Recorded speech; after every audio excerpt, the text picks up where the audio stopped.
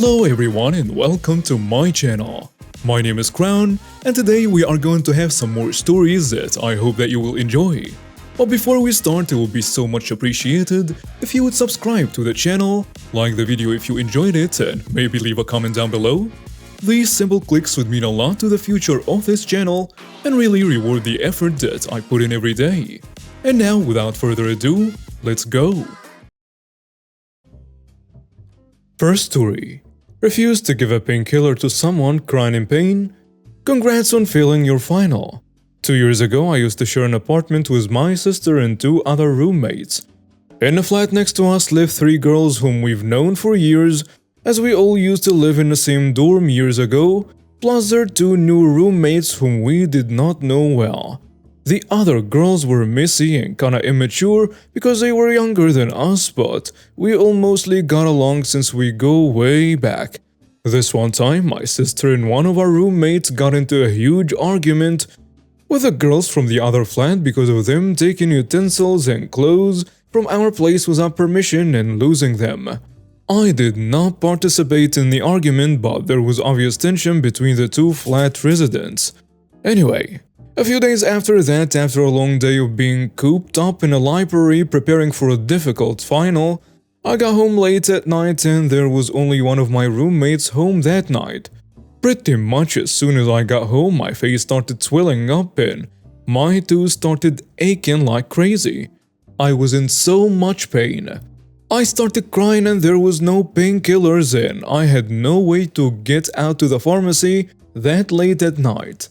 My roommate, who also had nothing to do with the argument earlier, knocked on the door of our next door neighbors, and one of their newer roommates, whom we barely knew, answered the door. My roommate then explained the situation to her, and that I'm in excruciating pain, and asked if she could borrow some painkiller. The girl looks my roommate up and down and tells her, "Oh, I have painkillers, but I'm not gonna give them to her. Because I'm the sister of the girl who got into a silly argument with her roommate." Obviously, I'm stunned someone can be this petty, but I let it go and I survived the night. A few days after, I happened to be home late at night and I hear the doorbell ring. I open the door and lo and behold, it is the same girl who refused to spare me an ibuprofen a few days ago. Except of being snarky, she looked super distraught and defeated. She looked both surprised and relieved I was the one who answered the door that night. Then she opens her mouth.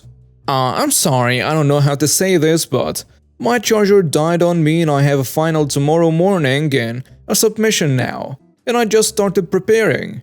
I know you have one like mine and I was wondering if I can borrow yours." Obviously, she was down on her luck that day because I wasn't my usual generous self. I looked her up and down and said, "No, sorry, I'm using it right now," and shut the door in her face. This might be the bittiest thing I've ever done in my life, but I don't exactly hate myself for it. Next story. My Karen neighbor done fed up. Update 2. So yeah, I have several updates. First, my cross-country motorcycle trip with the crew got cut short because of an incident that I will go into detail about shortly. But first, the Karen update. So they had a paramilitary hearing last week and she was denied bail. The Crown had her psychologically assessed while she was sitting in prison. They had a plea hearing yesterday and the Crown gave her an opinion. They said they would drop all the charges if she agreed to a minimum of 6 months stay in a psychiatric facility. Karen accepted the minimum of 6 months. And in all honesty, I believe that's a good outcome. She needs help. Even CJ, the guy whose arm she slashed, thought that's for the best. Now for the other updates why I cut the trip short. So my girlfriend Joy has almost completely moved into my house, our new home, and she was aware of this trip that had been planned for some time. And she was cool with it. Joy was concerned for Karen's kid. He's 19, so she had been dropping off plates of food, keeping her distance because Yui is a small woman and she wants to keep herself safe. Monday morning at about 2:30 a.m. she hears bang bang bang at the front door. She goes to see what's going on without opening the door. We have a camera intercom. The kid's out there half in tears asking to come in. Yui asked what's going on and all he would say is he needs to come in. He needs to come in. And she said no. If something wrong, she can call the police for him. And that's when he starts screaming. He needs to come in now because he loves her. What? She was understandably scared, so she called me. She called the police. I rode non-stop for 29 hours to get home. See, she called the police. They came, forced their way into the house and wanted access to my security system. They wanted the hard drives. My best guess is that my footage makes them look bad and they want to get rid of it. They were in my house for a few hours, demanding access to my safe where all the CCTV hard drives are. Yui doesn't have the combination for it. They left without even speaking to the kid. Now today we are on our way to meet with the Citizens Investigation Unit to hand off the footage from Monday. So yeah, I have to find a lawyer to deal with them. But Yui is happy I'm home, and I'm glad we have some us time.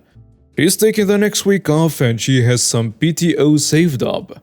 Gonna take a semi-vacation up north. Just thought I would give you all a little update on everything because there has been a bit of inquiry on the topic. Next story. Karen plays a stupid game, wins a broken arm. My buddy B breathes martial arts. Some people love cars, some people love biking.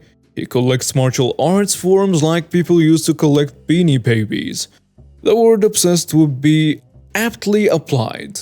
At the world of Wally, our wandering protagonists were picking up some beer and pork rinds. B was wearing a blue muscle shirt with a full sleeve underlayer and black baggy surfer shorts. While scanning the selection of beers to rent, the desired brand was spotted but was trapped behind a pallet jack that had a few cases of something or other on it, left behind by one of the employees for some reason or another.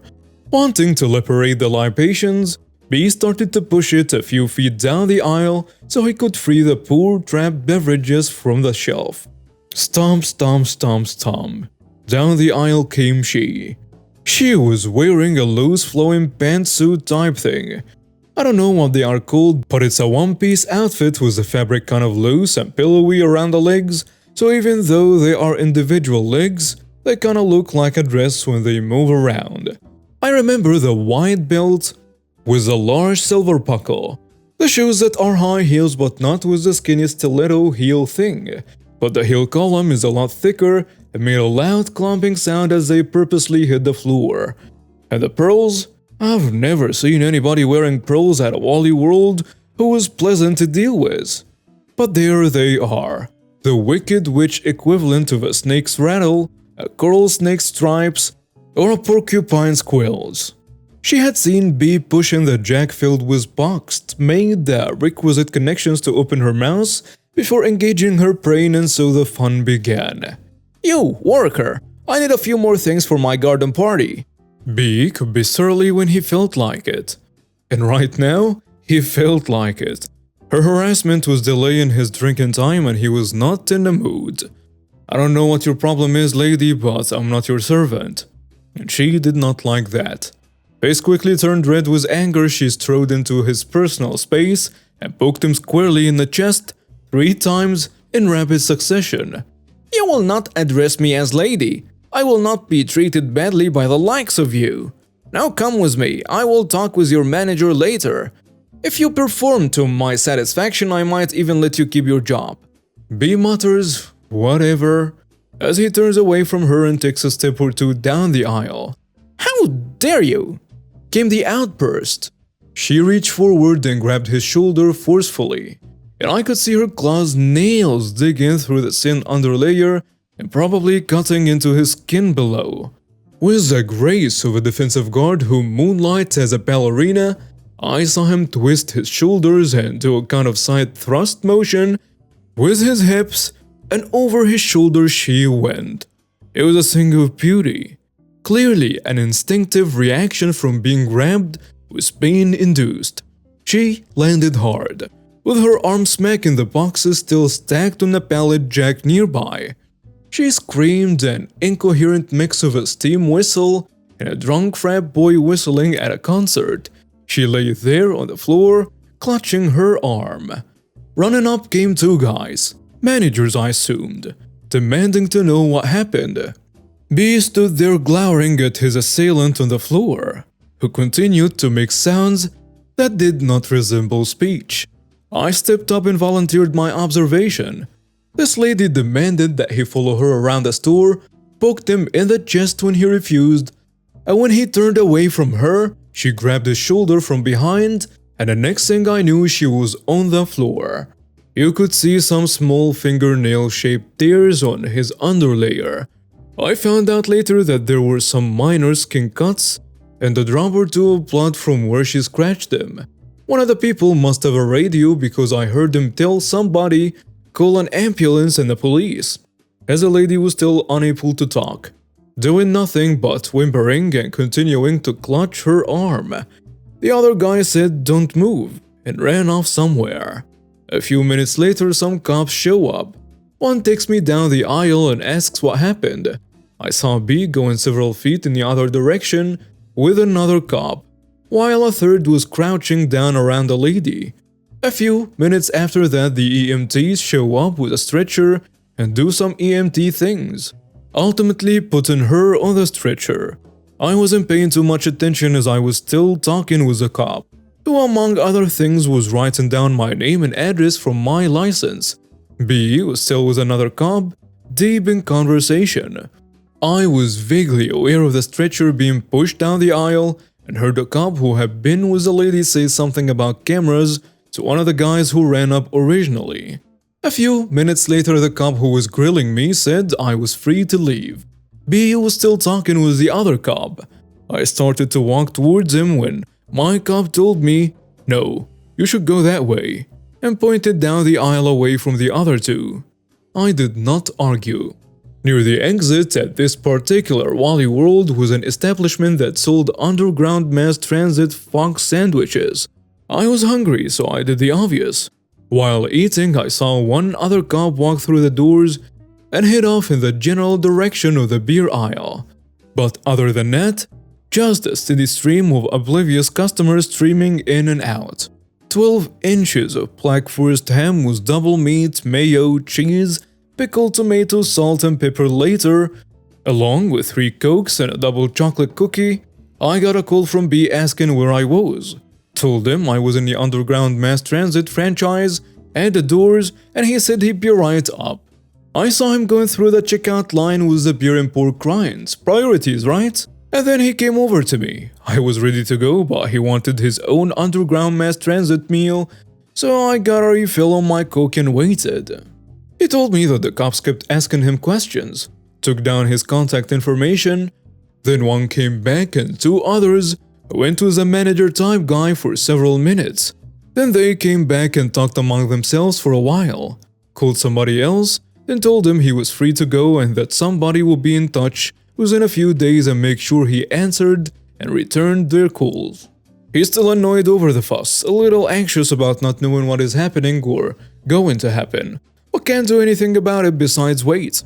Meanwhile, half the beer is gone along with all of the pork rinds, and he wants me to go to Wally World by myself next time. I'm going to make sure I wear my reddest shirt when I do. Next story. Buy a Mercedes instead? Okay. I'm from Belgium, Europe. This happened to my father about 25 years ago, but I was there to enjoy it. Looking for a new car, we visited a few local dealerships. After having seen some cars that were within specifications, he fell in love with a brand new Citroën C5. After a test drive, my dad told the salesperson, dealership owner in this case, he loved the car but had some concerns with visibility regarding parking because the nose dropped a lot towards the front. It was the end of the 90s, so parking assistance was not yet a common thing and more of a luxury. The owner replied, clearly offended, "If you can't park, you should buy a Mercedes. They have a sight like a gun on the front." A man of principles and pride, my father told the man he was taught by his dad to always accept good advice, and we walked out without giving the surprised man another look or a chance to respond. Since the car he was driving at the time was still running smoothly, he took his time continuing his search. By pure luck, 2 weeks or so later, he runs into an old friend who tells him he had bought a Mercedes C-Class some months prior but did not like it as much, the car being a bit too big for him. After some back and forth, they agreed on a price my dad couldn't refuse, especially since this had always been one of his dream cars.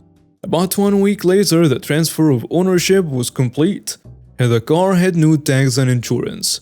The very next morning, we drove to the Citroën dealership, asking the rep on duty to speak to the manager personally. We waited patiently until the man came out of his office, and he seemed to remember us, as he gave us his biggest and somewhat arrogant smile. Just to be sure though, my dad reminded him he had been there not too long before to buy the C5, but that the kind and honest man had told him to buy a Mercedes instead. Still full of himself, he informed us that he remembered and started moving towards the nearest sales office, inviting my dad to discuss the price. My dad told him this was not necessary since he had wisely accepted the man's advice and pointed outside to the sparkling Mercedes parked conveniently right in front of the big windows. For the second and last time, this man was left speechless as we casually walked outside and drove off.